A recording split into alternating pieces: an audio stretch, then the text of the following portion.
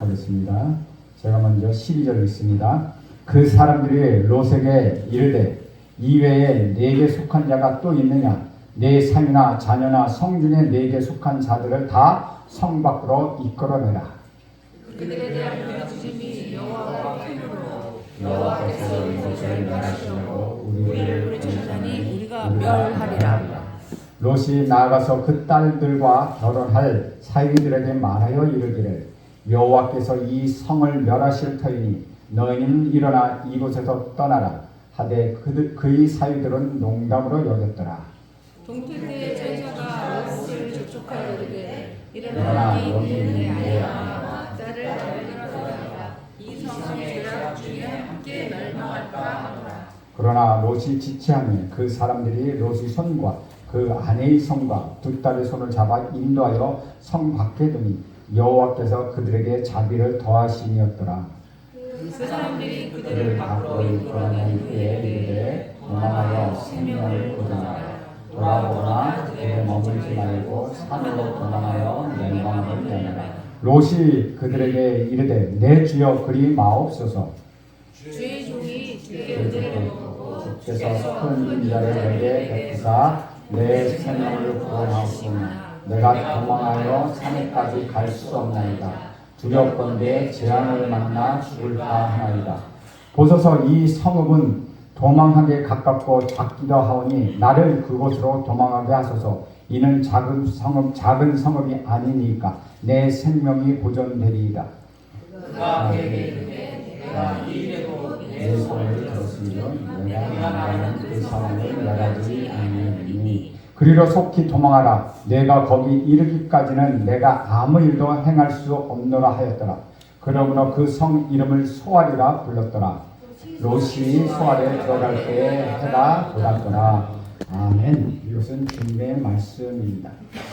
소돔과 고모라를 선택한 롯은 소돔과 고모라의 심판과 함께 멸망을 당할 수밖에 없는 위기에 처해 있었습니다. 롯은 이 위기에 벗어날 수 있는 능력이 없었고 방법과 가능성도 전혀 발견할 수 없었습니다. 그런데 그가 절망하고 있을 때 하나님의 천사를 만나게 되었습니다. 인간이 더 이상 할 수 있는 일이 없을 때 또 그렇다고 생각할 때 하나님은 움직이시기 시작하십니다. 사악하고 거친 소돔 사람들이 하나님의 사람이 소돔에 왔다는 이야기를 듣고 모여들었습니다. 롯의 집에 들어간 천사를 공격하기 위하여 롯의 집에 몰려들었고 그들은 문을 부수고 롯을 죽이려고 했습니다. 할 수 없이 하나님의 천사가 다시 나타나 순식간에 사악한 소돔 사람들의 눈을 멀게 만들었습니다. 이제부터 심판이 시작되었습니다. 시간이 촉박해졌습니다. 12절 함께 읽습니다. 시작. 그 사람들이 롯에게 이르되 이 외에 네게 속한 자가 또 있느냐? 네 삶이나 자녀나 성 중에 네게 속한 자들을 다 성 밖으로 이끌어내라. 하나님의 천사들은 롯에게 긴급한 메시지를 전합니다. 이제 심판이 곧 시작된다. 지금 심판이 있다. 네게 속한 자가 누구든지 성 밖으로 이끌어내라 라고 말하고 있는 것입니다. 우리는 12절에서 두 가지 놀라운 사실을 깨닫습니다. 첫째는 롯뿐만 아니라 롯에 속한 사람들을 모두 구원해 주신다는 말씀입니다. 사도행전 16장 31절에 보면 이런 말씀이 있습니다. 뒤로 계속 넘겨주세요. 예, 함께 읽겠습니다. 16장 함께 읽겠습니다. 시작. 이르되 주 예수를 믿으라. 그리하면 너와 내 집이 구원을 받으리라. 예수를 믿으면 나와 내 집이 구원을 받는다고 합니다. 하나님의 구원은 여러분에게만 해당하는 것이 아니라는 것이죠. 하나님께서는 여러분에게 속한 모든 사람을 구원해 주시기를 원하신다는 것입니다. 이런 예가 또 한 가지 있습니다. 라합의 경우입니다. 이스라엘 백성이 여리고 성에 정탐꾼을 보냈을 때였습니다. 그들을 숨겨주었던 기생 라합에게 그들은 이런 약속을 했습니다. 우리가 다시 돌아와 여리고 성에 함락될 때 너를 구원해 줄 것이다. 그런데 여리고 성에 함락할 때 기생 라합만 구원을 받은 것이 아니라는 것이죠. 그에게 속한 모든 가족이 구원을 얻었다는 것입니다. 여러분, 믿음은 개인적인 것입니다. 나 자신이 예수를 나의 구주로 믿고 구원을 받는 것입니다. 그렇지만 더 놀라운 사실은 그 개인, 그 한 사람이 우리 구주 예수 그리스도로 인하여 그 믿음으로 말미암아 그 가족 전체가 기쁨, 구원의 소식과 축복을 받게 된다는 사실입니다. 나로 인하여 내 가족, 내 자녀들이 구원의 축복에 이른다는 것입니다. 한 목사님이 예수를 믿지 않은 어느 집에 가서 추도 예배를 인도하게 되었습니다. 그 집은 대가족이었습니다. 가족들이 다 모였습니다. 그 중에 한 자매가 눈물을 흘리고 있었습니다. 알고 보니 그 자매는 예수를 믿는 가정에서 시집 온 자매였습니다. 그래서 그 집에 시집 와서 교회를 다니지 못했습니다. 오래간만에 목사님을 만나 설교를 듣고 예배를 드리니 눈물이 나지 않을 수가 없었다는 것이죠. 그래서 이 목사님은 그 자매의 눈물을 보시며 하나님께서 기억해 주실 것을 믿으며 주 예수를 믿으라. 그리하면 너와 내 가정의 구원을 얻으리라는 말씀으로 설교를 하였습니다. 여러분, 혼자 믿는다고 괴로워하지 마십시오. 여러분에게 속한 가정은 모두 구원해 주실 것입니다. 하나님께서 너뿐만 아니라 그와 관련된 자들도 구원하였듯이 여러분과 관련된 가족들도 구원을 해 주실 것을 저는 믿습니다. 12절 말씀에 발견한 두 번째 메시지는 구원이란 성 밖으로 이끌어낸다는 사실입니다. 소돔 성 안에 계속 머물러 있으면 그 성의 멸망과 함께 여러분의 구원의 길도 잃어버리게 된다는 것이죠. 하나님의 천사는 이렇게 말합니다. 신속히 내게 속한 자들을 다 성 밖으로 이끌어내라. 구원이란 성 밖으로 이끌어내는 것을 의미합니다. 애굽이라는 도시는 화려한 도시였습니다. 이스라엘 백성들이 400여 년 동안 애굽에 살았습니다. 그러나 하나님은 그들이 계속 애굽에서 살기를 원하지 않으셨습니다. 역사가 있고 화려하고 문명이 발달된 도시이지만 영생을 주는 도시는 아니었다는 것이죠. 하나님이 그들이 그 도시에 빨리 빠져나와서 젖과 꿀이 흐르는 약속의 땅으로 가라고 말씀하셨습니다. 구원이란 애굽을 빠져나와서 약속의 땅으로 가는 것을 의미합니다. 애굽은 이 세상의 모델입니다. 그리고 영적으로 죄와 사탄의 역사가 관영한 것, 충만한 것, 만연한 것, 그것이 바로 이 세상이라는 것이죠. 이런 것이 축복의 도시가 될 수는 없다는 것입니다. 참된 구원이란 이 저주의 도시에서 빠져나와 약속의 땅으로 가는 것입니다. 우리는 이 세상에 살고 있지만 이 세상에 머무르는 것은 절대로 안 된다는 것이죠. 여기는 우리가 영원히 살아야 할 약속의 땅이 아니기 때문입니다. 우리는 이 세상을 구원해야 합니다. 그러나 이 세상에 우리의 목표는 아니라는 것이죠. 소돔과 고모라도 결코 우리가 머물러야 할 목표가 아니라는 것입니다. 13절 말씀 함께 있습니다. 시작. 그들에 대해 부르짖음이 여호와 앞에 크므로 여호와께서 이곳을 멸하시려고 우리를 보내셨나니 우리가 멸하리라. 이 세상은 언제나 없어지고 말 것, 언젠가는 없어지고 말 것입니다. 이 세상은 영원하지 않습니다. 우리 주님은 분명히 다시 오셔서 의로운 재판관으로 이 세상을 심판할 것입니다. 죄는 반드시 심판을 받게 될 것입니다. 심판은 하나님께서 하시지만 그 심판을 실행하는 것은 천사라는 것입니다. 천사들이 우리가 다 멸할 것이다 라고 지금 말하고 있습니다.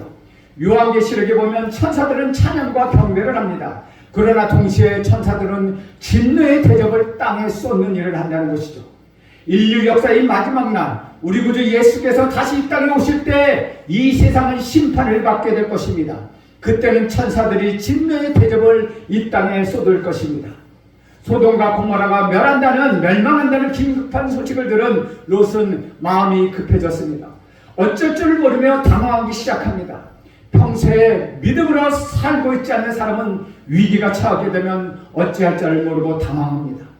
교회에 나온다고 해도 평소에 신앙생활을 차분히 하지 않은 사람, 그 사람이 암에 걸려 죽게 되었다든지 사업이 어렵게 되었다든지 그런 어려움을 만나게 되면 갈대처럼 흔들리고 만다는 것이죠.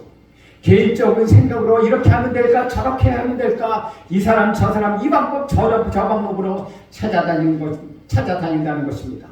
롯이 바로 그런 사람이었습니다. 롯은 하나님을 믿고 하나님을 신뢰했지만 자기 마음대로 살았던 사람이었습니다. 그래서 그는 소돔에 가서 살았습니다. 그는 하나님을 믿으면서 세상적인 삶을 살았다는 것입니다. 그래서 그는 하나님을 따라간 사람이 아니라 사람을 따라간 세상적인 것을 따라간 사람이었습니다. 그는 늦게야 철이 들었고 늦게서 하나님을 만났습니다. 그러나 그는 위기 순간 앞에서 그것을 감당할 능력이 없습니다. 그의 마음이 이리저리 흔들리고 있었다는 것입니다. 14절 말씀 함께 읽습니다. 시작. 롯이 나가서 그 딸들과 결혼할 사이들에게 말하여 이르기를 여호와께서 이 성을 멸하실 터이니 너희는 일어나 이곳에서 떠나라 하되 그의 사이들은 농담으로 여겼다. 사이들은 전혀 하나님을 믿지 않는 사람들이었기에 롯이 가장 큰 근심은 사이들이었습니다. 그러나 롯은 급한 마음에 사이들에게 찾아가 하나님의 메시지를 전해주었습니다. 여호와께서 곧 이 성을 멸할 것이다. 그러니 너희는 일어나 이 성을 떠나야 한다 라고 말합니다. 그런데 14절 마지막 부분에 보면 사이들의 반응은 어떻습니까? 그들은 롯의 말을 농담으로 여겼다고 이야기합니다. 저는 여러분이 하나님 말씀을 농담으로 여기지 않기를 축원합니다. 진지하게 하나님 말씀을 들으십시오. 그것을 그냥 지나가는 이야기가 아니라는 것입니다. 그들은 롯의 말을 전혀 믿지 않았고 하나님의 존재를 인정하지 않았습니다. 그래서 그들은 롯에 속한 사람임에도 불구하고 소돔과 함께 멸망당하는 운명에 처하게 되었다는 것이죠. 하나님께서는 우리에게 기회를 주십니다. 그러나 그것을 농담으로 여기는 사람은 구원을 받을 수 없습니다. 이것은 노아 시대의 경우에도 마찬가지였다는 것이죠. 노아는 방주를 지었습니다. 그러나 사람들은 그들을 조롱하고 비웃었습니다. 심판이 날에 다가온다는 말을 믿지 않았다는 것이죠. 날씨가 이렇게 좋고 세상이 이렇게 평화로운데 무슨 심판이 오겠어? 라고 늘 그들은 그 말을 농담으로 여겼다는 것이죠. 여전히 시집가고 여전히 장가가고 결혼하기에 바빴습니다. 그러나 하나님 때가 되어 하늘에 창이 열리고 바위가 터져 인류를 뒤엎는 심판이 임하게 되고 결국 방주의 문이 닫히는 때가 왔습니다. 세상 사람들은 하나님의 섭리를 믿지 않았습니다. 믿지 않을 뿐만 아니라 그것을 조롱하고 농담으로 여겼다는 것이죠. 사회들이 하나님의 메시지를 농담으로 여기자 롯의 마음은 다급해졌다는 것입니다. 하나님의 메시지를 가진 사람들은 그 마음이 다급합니다. 하나님의 복음의 메시지를 전하지 않는 사람들은 모든 것을 농담으로 여기고 심각하게 여기지 않습니다. 그러나 그 결과는 엄청난 차이였다는 것이죠. 15절 말씀 함께 봅니다. 시작. 동틀 때에 천사가 롯을 재촉하여 이르되 일어나 여기 있는 내 아내와 두 딸을 이끌어내라. 이 성의 죄악 중에 함께 멸망할까 하노라. 사유를 설득하는데 실패한 롯에게는 천사가 와서 시간이 없다고 재촉합니다. 그때는 동틀 무렵 새벽녘이었습니다. 이제 해가 뜨면 심판이 임할 것이다. 구원은 시급하다는 것입니다. 여기 머무를 시간이 없다는 것입니다. 그러나 사람들은 오늘이나 내일이나 모레나 많은 시간이 있다고 그렇게 생각하고 있다는 것입니다. 오늘만 날이냐, 내일도 있고 모레도 있고 우리에게는 많은 시간이 있지 않느냐 라면서 늘 말하며 그렇게 지나는 것입니다. 사람들은 인생이 무한하게 펼쳐질 것으로 그렇게 착각하고 산다는 것이죠. 그러나 그렇지 않습니다. 다가오는 미래를 멀어 보이지만은 지나가는 과거는 순간이라는 것입니다. 과거가 얼마나 빨리 우리의 삶 속에서 지나가고 있습니까? 연세 드신 어른들이 이렇게 이야기죠. 30대는 시간이 30km로 가지만 50대는 50km, 60대는 60km, 70, 80대는 80km로 세월이 지나간다고 말하죠. 그만처럼 과거는 언제나 빨리 지나가 버린다는 것이죠. 사람은 시간이 여유가 있을 때 그것을 소중히 여기지 않고 낭비하고 있다는 것입니다. 그러나 위기 앞에 섰을 때 비로소 시간이 없다는 사실을 느끼게 된다는 것이죠. 어떻게 손을 쓸 시간이 없이 그렇게 시간이 오고 말았다는 것입니다. 롯은 지금 당장 성 밖으로 나가지 않으면 소돔 성과 함께 멸망할 수밖에 없는 처지에 놓여 있었다는 것입니다. 사랑하는 여러분, 여러분에게는 그렇게 많은 시간이 있지 않습니다. 시간이 많다고 착각하지 마십시오. 여러분이 언제나 건강하고 여러분이 언제나 길이 살 것이라고 생각하지 마십시오. 여러분이 주머니 안에 언제나 돈이 넉넉할 것이라고 생각하지 마십시오. 건강도 돈도 한순간에 없어지고 만다는 것입니다. 시간이 주어질 때 우리 하나님께 충성하고 헌신하십시오. 롯은 결국 천사들이 재촉에 의해 가족들과 함께 소돔성을 떠나야 했습니다. 그러나 막상 발은 떨어지지 않았습니다. 롯은 머뭇거리며 주저했습니다. 떠나야 할 줄 알면서도 그렇게 하지 못하고 있다는 것이죠. 우리 16절 말씀 보겠습니다. 시작. 그러나 롯이 지체하며 그 사람들이 롯의 손과 그 아내의 손과 두 딸의 손을 잡아 인도하여 성 밖에 두니 여호와께서 그에게 자비를 더하시었더라. 지체할 시간이 없는 상황인데 롯이 지금 자꾸 지체하고 있다는 것입니다. 지금 떠나지 않으면 소돔성과 함께 멸망할 수밖에 없습니다. 그런데 왜 롯은 지체하고 있는 것일까요? 그것은 미련 때문이었습니다. 소돔을 떠나야 되는 것은 알지만 미련 때문에 주저하고 말았습니다. 롯은 어쩌면 몇 달 전에 계약을 해둔 것이 있을 수도 있습니다. 몇 달 후에는 얼마 후에는 중공식을 해야 할지도 모를 것입니다. 아니 며칠 후에는 출사하고 탈곡도 해야 할지도 모릅니다. 이 모든 것을 놓고 그는 떠나느냐 떠나지 마느냐 고민하고 있었다는 것이죠. 그는 그것을 놓기가 어려웠던 것입니다. 인간관계를 끊기가 어려웠다는 것입니다. 사실 롯보다 그것이 더 어려웠던 것은 롯의 아내였다는 것이죠. 결국 그녀는 소금기둥이 되고 말았다는 것입니다. 오늘 우리가 여기서 배우는 교훈은 지체하지 말라는 사실입니다. 중요한 것과 덜 중요한 것을 구분하라는 사실입니다. 중요한 것을 위하여 덜 중요한 것을 빨리 포기하라고 말씀하고 있습니다. 천사가 지체하고 주저하던 롯의 손을 잡고 강제로 이끌어 나갑니다. 등을 떠밀려 급하게 나가도록 했을 것입니다. 저는 여기서 구원이라는 것은 내 발로 가는 것이 아니라 끌려가는 것이라고 생각했습니다. 하나님을 점잖게 믿으면 얼마나 좋겠습니까? 자기가 다 알아서 자신의 의지로 자신의 노력으로 예수를 믿으면 얼마나 좋겠습니까? 그런 판단력이 있으면 우리가 얼마나 좋겠습니까? 그러나 대부분의 사람들은 그렇게 알면서 믿지를 않는다는 것입니다. 어리석고 수치롭고 냉소적이며 빈정거리며 믿습니다. 억지로 등 떠밀려 교회에 나옵니다. 그러나 다 지나고 나서 돌아보면 그것은 바로 하나님의 은혜였다는 것을 깨닫게 된다는 것이죠. 사랑하는 여러분, 억지로 등 떠밀려 오게 되었다는 사실에 너무 자존심을 상하게 하지 마십시오. 성경은 여호와께서 그에게 자비를 더하시었다라고 말씀하고 있습니다. 그렇게 등 떠밀려 오는 것, 그것이 하나님의 사랑입니다. 하나님은 여러분을 잊지 않으시고 끝까지 여러분의 손을 덥석 잡고 등을 떠밀어서 심판의 도성에서 내보내시는 것입니다. 이것이 바로 하나님의 사랑입니다. 하나님의 이런 강요하는 사랑이 아니었다면 어쩌면 우리는 구원을 받지 못했을지도 모른다는 것이죠. 하나님의 그 등 떠미는 사랑 때문에 우리는 지금 이 자리에 있다는 것입니다. 17절 말씀 함께 읽겠습니다. 시작. 그 사람들이 그들을 밖으로 이끌어낸 후에 이르되 도망하여 생명을 보존하라. 돌아보거나 들에 머물지 말고 산으로 도망하여 멸망을 면하라. 성 밖에 나왔다고 해서 구원이 다 끝난 것은 아니라는 것입니다. 천사들은 계속 말을 합니다. 이제 위기를 벗어났지만 여기에 머물러 있으면 너희는 죽는다. 이 앞에 있는 산으로 계속 가라. 그래야 너희는 살 수 있다. 이것이 생명의 보존의 법칙입니다. 예수를 믿고 구원을 얻으면 모든 것이 다 끝나는 것입니까? 그렇지 않다는 것입니다. 예수를 믿고 구원을 받는 그 순간부터 우리는 표대를 향하여 계속 한 길로 가야 한다는 것, 그것이 신앙생활이라는 것이죠. 천사들은 생명을 보존하라고 하며 두 가지를 명령하십니다. 첫째는 뒤를 돌아보지 말라는 것입니다. 과거로 돌아가지 말라는 것입니다. 여러분의 과거에 빠져나왔다면 그것과 단절하라는 것입니다. 술을 끊었다면 술을 먹었던 과거로 돌아가지 마십시오. 담배를 끊었다면 다시 담배 피는 시절로 돌아가지 말라는 것입니다. 둘째는 머물러 꺼지지 말고 돌아보거나 들에 머물거나 하지 말라는 것입니다. 우리 신앙생활을 하면 좋은 환경을 만납니다.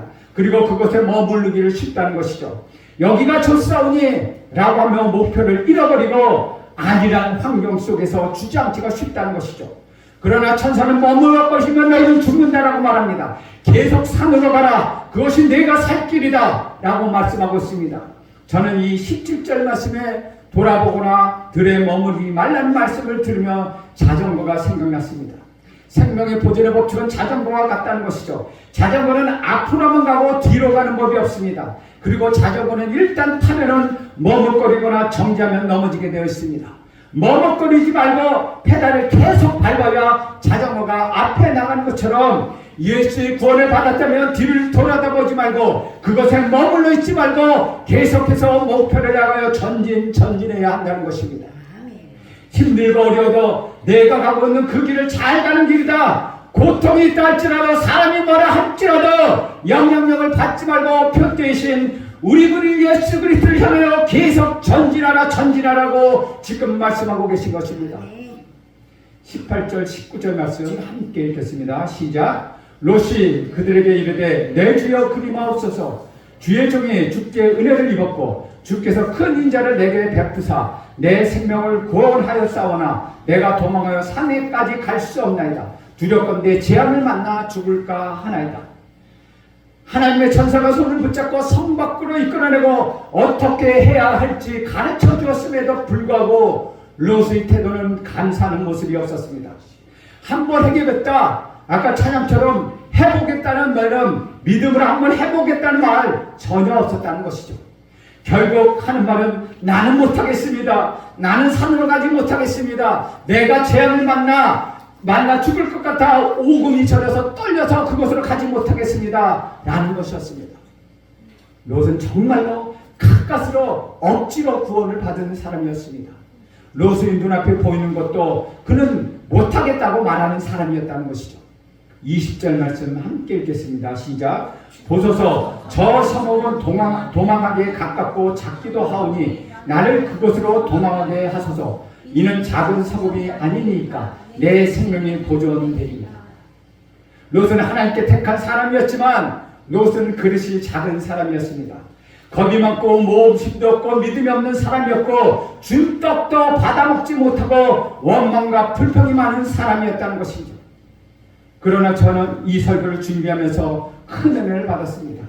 하나님께서는 아브라함처럼 믿음이 좋은 사람만 살아가는 것이 아니라 믿음 없고 소심한 사람도 사랑하며 결코 그를 버리시지 않는다는 사실을 알고서 은혜를 받았습니다.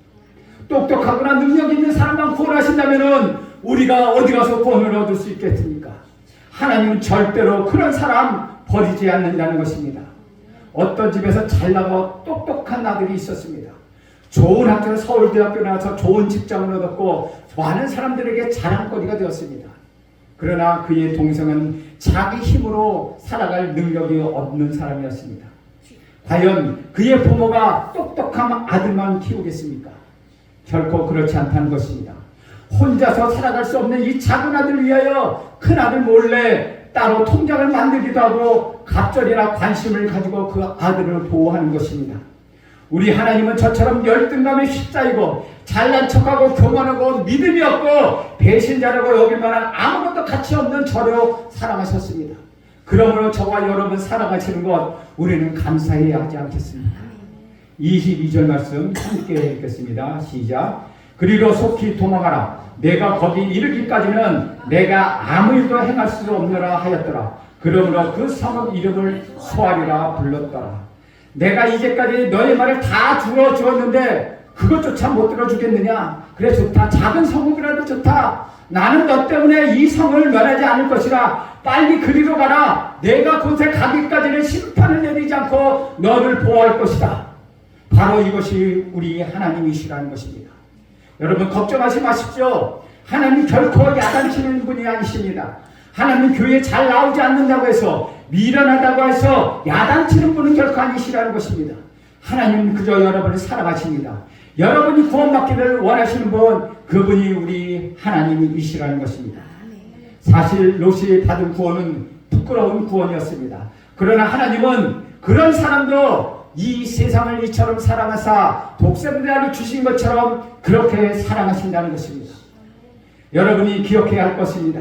똑똑하고 건강하고 좋은 가문에서 태어난 사람만 하나님은 원하시지 않는다는 것입니다. 족보도 없고 가치도 없고 많은 사람에게 사랑받지 못하는 사람이라 할지라도 하나님은 그를 눈동자처럼 보살피시고 사랑하신다는 것입니다.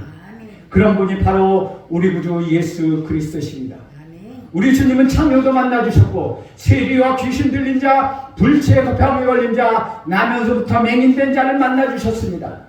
배고픈 자를 만나 먹을 것을 주시는 분 그분이 우리 구주 예수 그리스도이십니다. 사랑하는 여러분, 이 설교를 다 듣고 여러분 어디로 가실 것입니까? 사랑할 만한 가치가 없는 사람, 그런 사람을 한번 만나보십시오. 여러분이 독자라도 심판이 없었던 분을 만나보시겠습니까? 여러분이 독자라도 심판이 없는 분 만나지 않아도 그분은 구원을 받게 되어 있다는 것이죠. 23절 말씀 함께 읽겠습니다. 시작. 롯이 소알에 들어갈 때 해가 돋았더라. 하나님은 롯에게 자신의 약속을 신실하게 지키셨습니다. 롯이 소알 속에 도착하기까지는 심판을 보루하셨다는 것입니다. 하나님은 가치없는 사람을 사랑하셨습니다. 자격 있는 사람 똑같이 축복해 주셨습니다. 하나님은 저와 여러분을 사랑하십니다. 비록 미언족인 그리스도인이 등 떠밀려서 구원을 받았지만 베드로전서 2장에 보면 롯을 향하여 의로운 롯이라고 기록하고 있습니다. 뒤로 넘겨주시죠.